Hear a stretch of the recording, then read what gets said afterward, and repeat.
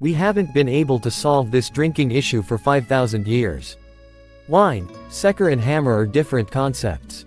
Our intellectual scholars have given the same meaning to all of them: all drinks are haram.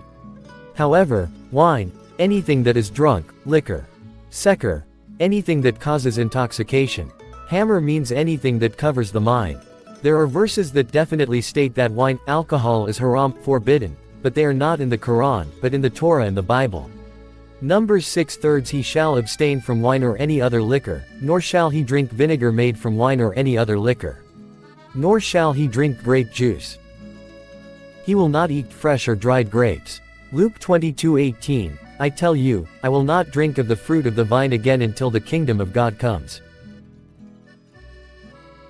In other words, the product of the vine that we call wine is used in the meaning of wine, alcohol, and is forbidden in their book, but in the Quran it is used as any drink. Jesus forbade himself to drink grape juice, but we see that there is no Christian who does not drink it. So what is the situation with our intellectual Muslims? If you look at them, the situation is more tragicomic.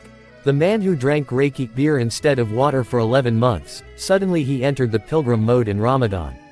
Supposedly, the Reiki not drunk during that Ramadan will be an atonement for the Reiki drunk for 11 months. If even I cannot be convinced of this, how will God be convinced? So let's sort this out and save ourselves from this hypocrisy.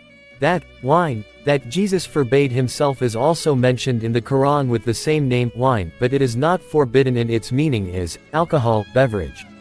In other words, anything that is drunk. In many verses, it is used in the sense of wine, drink, beverage.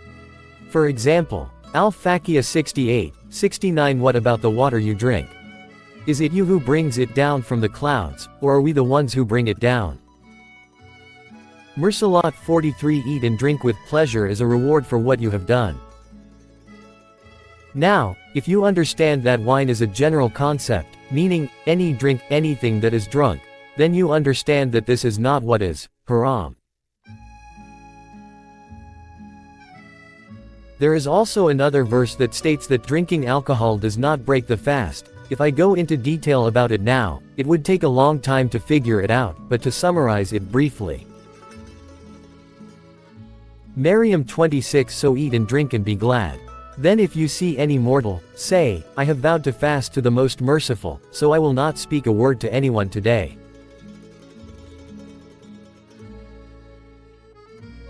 However, in this verse, there is a strange situation regarding both the word fasting, translated as fasting, and wine, the concept of alcohol. If we go by the intellectual Muslim translation and accept that wine is alcohol and is haram, then Maryam is in serious trouble. Because in this verse, God tells him to drink alcohol and enjoy your eyes, while he is fasting, Psalm. So it is clear that the Psalm here is not the fast we know. I haven't researched the real meaning yet, but the correct translation of the verse says, you may eat and drink while you are fasting, and may your eyes be joyful. Perhaps the real fast is not to stop eating and drinking, but to stop talking. If translated in this way, the verse makes sense. In fact, the expression, I will not talk, is also used in the same verse. In this case, could psalm be a general word used in the sense of to abstain, just like the word wine? If so, who determined this as a restriction on eating and drinking? Or is this also a ritual plagiarized from the Torah? I will examine this issue later. Now let's come to the forbidden word, hamr. Hamr. It is used for the substances used to ferment some foods and drinks such as dough, yogurt, cheese, beer, boza. In other words, it means covering, concealing. This word is used in the sense of covering, concealing the mind, in the 219th verse of the Surah Al-Baqarah, and it is also used in the 31st verse of the Surah An-Nur in the sense of they should cover, conceal, cover their adornments by covering their bosoms, except for the apparent, visible parts. The literal meaning of zinet is ornament, adornment, decoration, jewelry, etc. Some interpreters have translated this word as breast fork. When we look at the verses 31 and 58 of Surah An-Nur in general, we see that it is predominantly used in the sense of ornament, jewelry.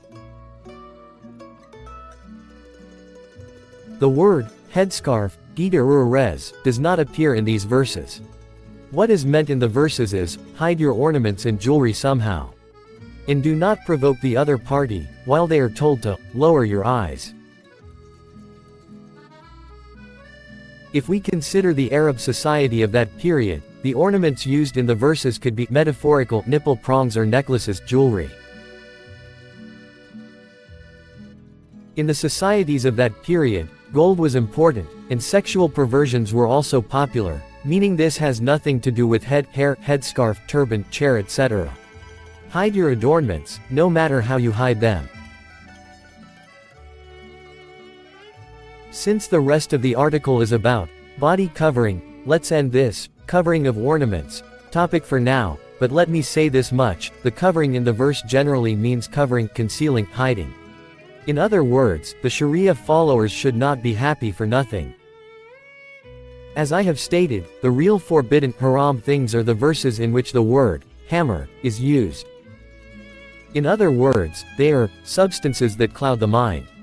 This includes all kinds of substances that impair, cloud the mind, such as alcoholic beverages and narcotic substances. The important thing here is that we consume these things consciously, that is, until they cloud our minds. In this way, you can even benefit from it to the extent mentioned in the Quran. 219 They ask you about gambling and gambling. Say, in both of them is a great sin and a benefit for people, but their sin is greater than their benefit. In other words, if you do both in moderation, the verse says, you can even benefit.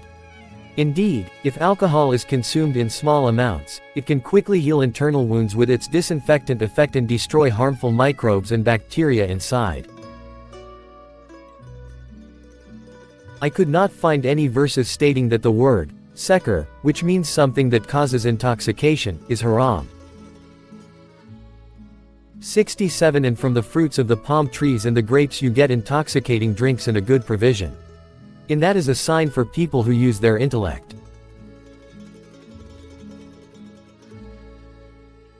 Qaf 19 Finally, the drunkenness of death has indeed come, this is what you were running away from. Do you understand the subject better now? So what is it? As long as you don't harm yourself or others, you can drink alcohol in moderation. If you get high after 2 glasses, you'll have to settle for 1. If you get high after 1 glass, you won't drink at all. That's the point. One of them is healing, the second is pleasure, and the third is suffering. Additional note. You ask why you give examples from the Quran even though you say you don't believe in one God. First of all, this has nothing to do with believing or not believing. My interlocutors are people who, even though they say they believe in the Quran, have not been able to understand this drinking issue, and I have been at the same table with them many times. Almost all of them, without exception, have the same false belief and the same defense mechanism for this false belief. I'm sure you've experienced this too. According to these bigots, if you commit 1,000 sins, God will forgive you, but if you drink alcohol, you will go to hell. This is really funny. I prepared such a video because I was uncomfortable with this situation. As a society, we have to obey some rules. We reap what we sow. We all have to empathize. It doesn't matter if it's written in the Quran or not. Many irreligious nations are more civilized than Muslims, rest assured.